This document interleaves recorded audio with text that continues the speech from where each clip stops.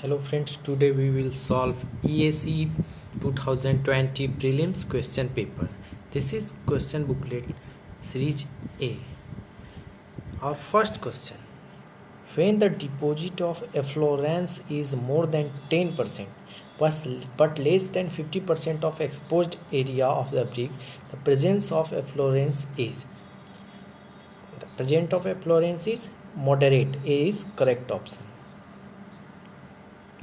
If efflorescence is less than equal to 10%, this is called slight efflorescence.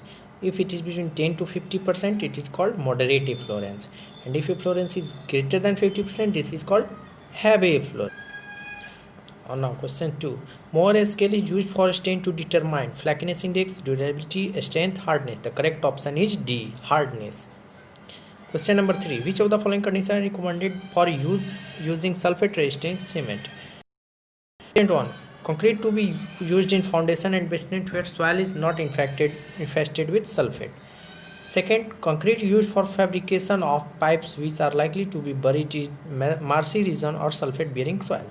Concrete to be used in the construction of sewage treatment work. Sulfate resistant cements are used in statement 2 and 3 only. So the correct option is A, 2 and 3. Question number 4. Which of the following cement is called deliquescent?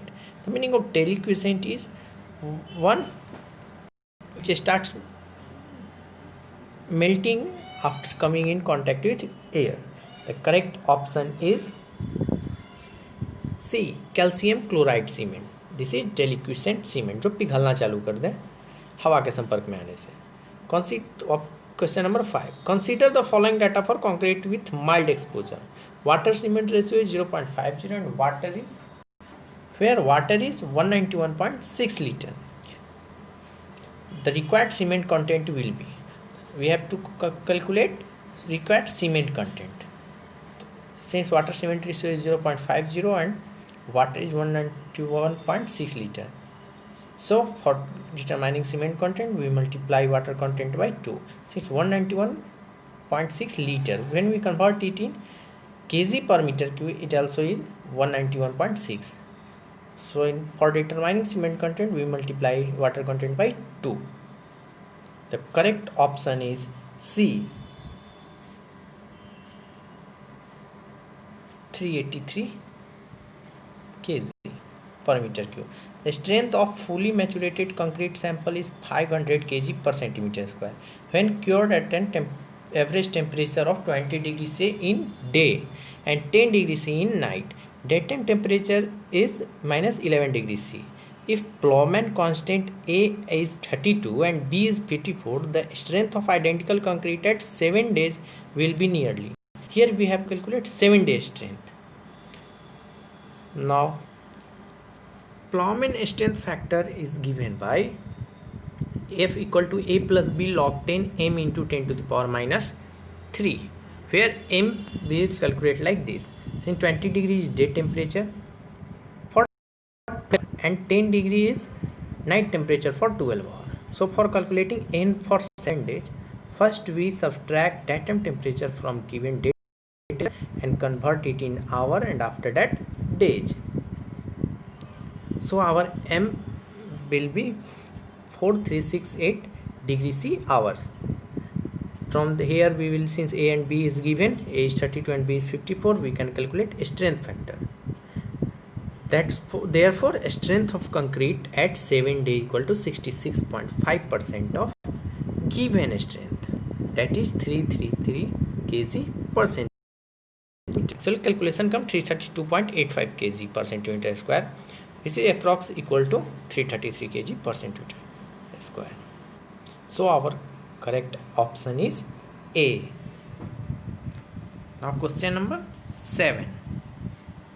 A sample of concrete is prepared by using 500 grams of cement with water cement ratio of 0.55 and 240 Newton per mm square intrinsic strength of gel. The theoretical strength of concrete on full hydration will be nearly. Now we will calculate these like our given water cement ratio is 0.55 and cement concrete is content is 500 grams. So water content, from here we can calculate water content is 275 grams. Therefore volume of water is 275 ml, and as we know that gel space ratio is given by 0.657 C by 0.319 C plus W. From here we will calculate gel space ratio, and after that theoretical strength is equal to intrinsic strength of gel into gel space ratio to the power 3. Here intrinsic strength of gel is given 240, space ratio our calculation comes 0.756 to the power 3. After solution we got 103.71 Newton per mm square, which is approx equal to 104 Newton per mm square. So the C, correct option C. Now come to question number 8. The cement and water slurry coming on the top and sitting on the surface is called. When we place concrete, the cement and water slurry comes on the top. Slurry is called A. Crazing, B. Efflorescence, C. Sulfate deterioration, D. Latence. Correct option is D. Latence. Question number 9.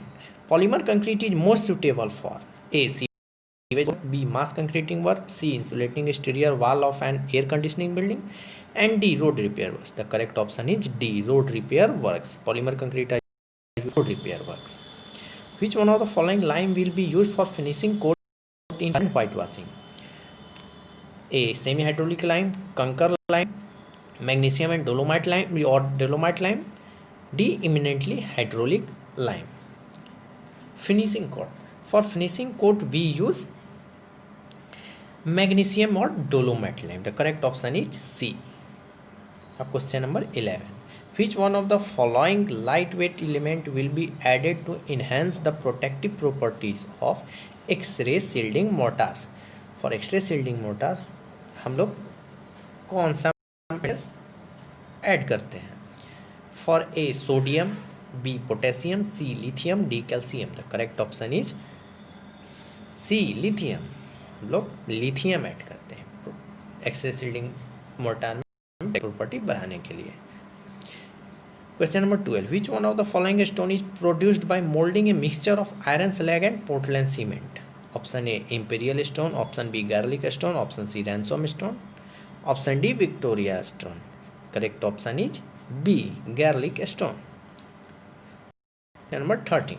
When a round bar material with diameter 37.5 mm, length 2.5 meter, young modulus of 110 giganewton per meter square and shear modulus of 42 giganewton per meter square is stretched for 2.5 mm, its bulk modulus will be. We have to calculate bulk modulus. Here E and G is given. From that we can calculate bulk modulus from formula. When we put the value of E and G in this formula, when put the value of E and G in this formula, we can get the K equal to 96.25 giganewton per meter square. So option B is near answer. So 96 giganewton per meter square. B is correct option. Question number 14. A punch of 20 mm diameter is pushed to punch a hole in 8 mm thick plate. If the force required to create a hole is 110 km, the average shear stress in the plate will be nearly. Here force is given, thickness of plate given, and dia of hole given. We can easily calculate the average shear stress, which is given by tau average equal to F by A. Here force is given 110 kN, we will convert in Newton. After that area, since punching the force acts on the periphery of hole, so pi d L, pi into diameter of hole 30 into into thickness of plate. From this we can get the answer 220 megapascal. The correct option 220 megapascal. Question number 15. A reinforced concrete circular section of 50 mm square cross sectional area carries 6 reinforcing bars whose total area is 500 mm square. If the concrete is not to be stretched more than 3.5 MPa and modular steel and concrete is 18, the safe load the column can carry will be. calculate here self load. So see the solution. We have given gross area is 50,000 mm square, area of steel is 500 mm square, modular ratio 18, and permissible stress in concrete is 3.5 MPa. As we know that we have to calculate load, so P is given by AC into sigma Cc, area of concrete into permissible stress in concrete plus area of steel into permissible stress in steel. Here we will calculate area of concrete as gross area minus area of steel.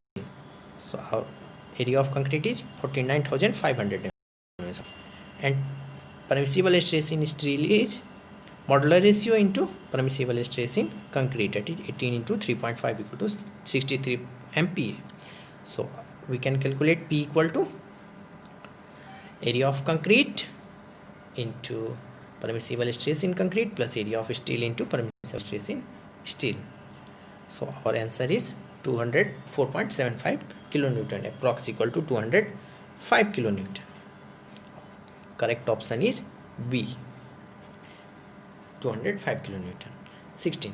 The strain energy U stored due to bending of the cantilever beam due to point load at the free end will be.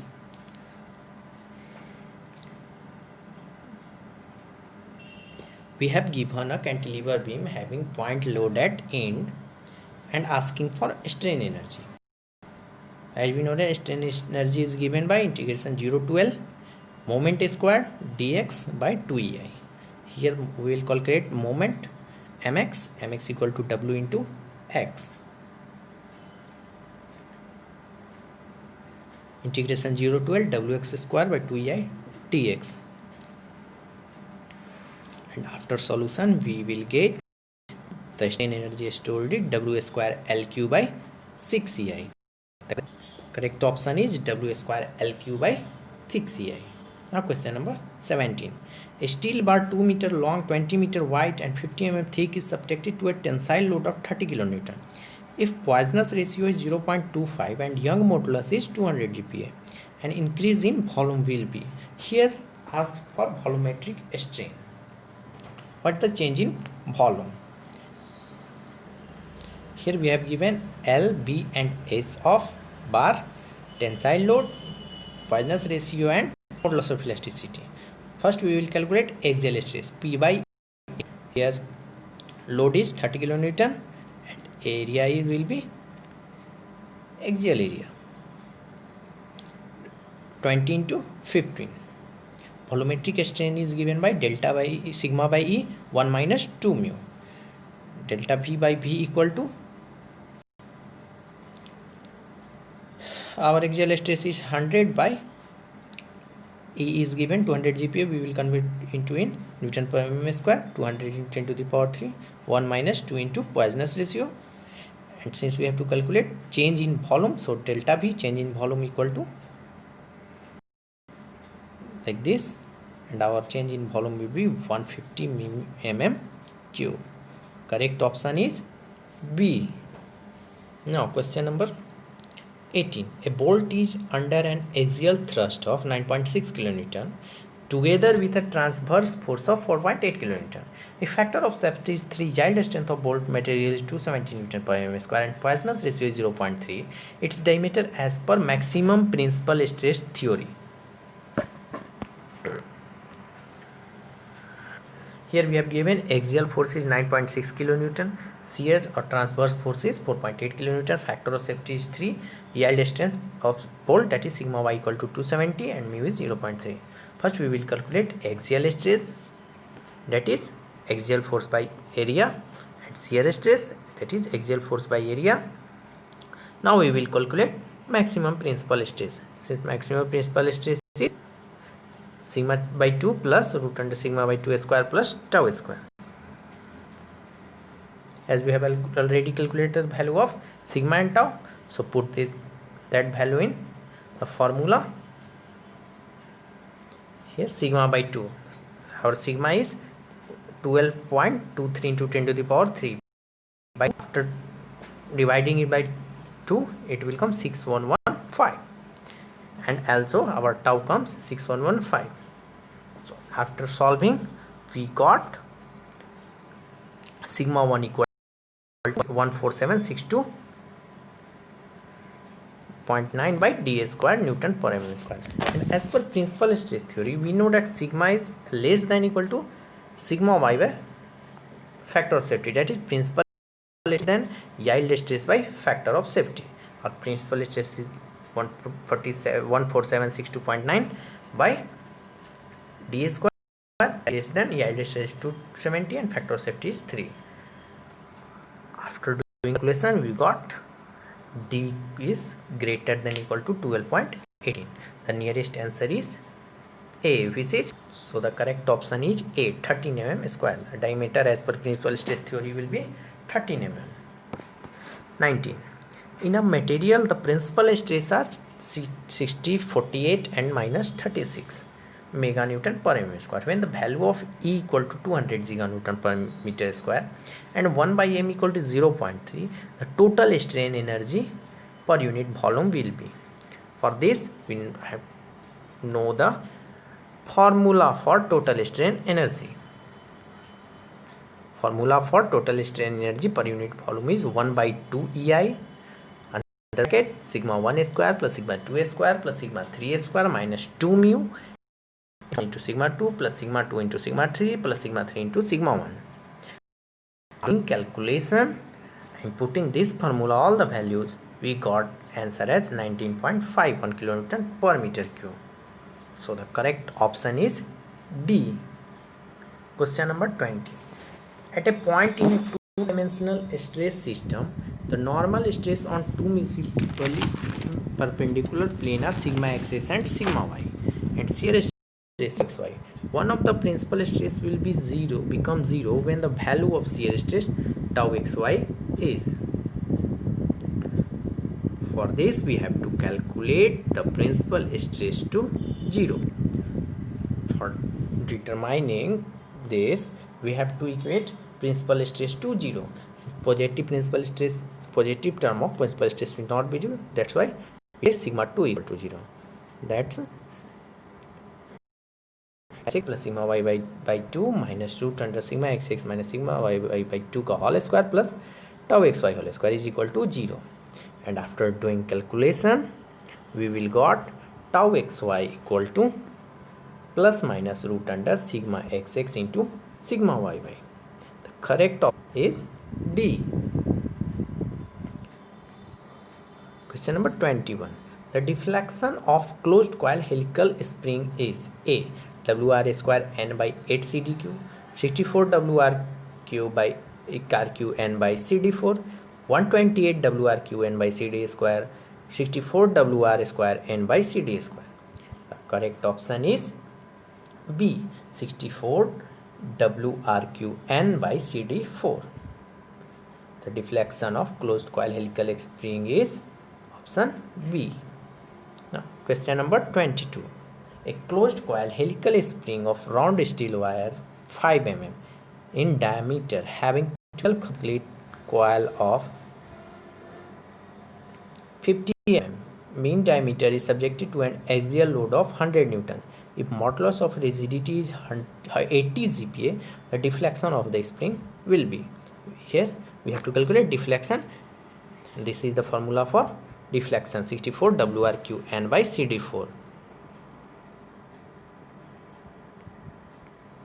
We have given diameter of wire is d, small d 5 mm, number of turns n equal to 12, diameter of coil is 50, that's radius coil is 25, load P is 100 Newton and Z is 80 GPa.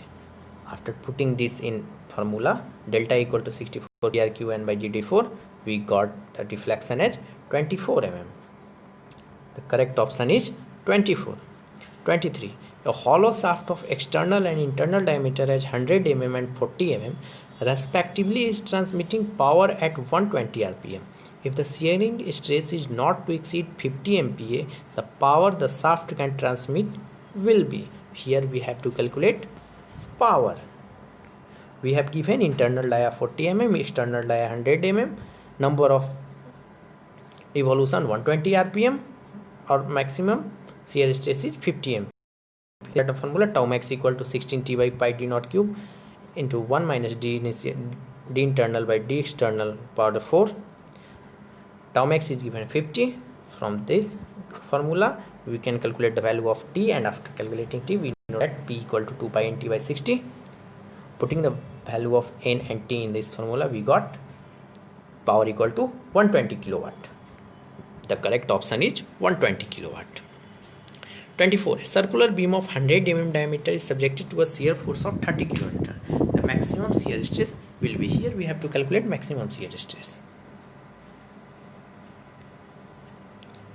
Diameter is given, shear force is given, maximum shear stress is given by 4 by 3 force by area. 4 by 3 force is given 30 and area is pi by 4 d square. See, maximum shear stress is 5.08 MPa. Correct option is A. 25. A cantilever beam AB as shown in figure is subjected to a point load of 12 kN over a span of 6 meter with E equal to 2 into 10 to the power 5 Newton per mm square and IXS equal to 6 into 10 to the power 7 mm square. Deflection at the free end will be. We know that the formula for cantilever beam deflection due to point load at free end is PLQ by 3EI. We have given P equal to 12, L equal to 6 meter, that is 6000 mm, 3 into E equal to 2 into 10 to the power 5 and I is given 6 into 10 to the power 7. So our deflection is 72 mm. 72 mm. B is the correct option. Thanks for watching my video. Please like and subscribe my channel. Further I will solve next question and upload the video.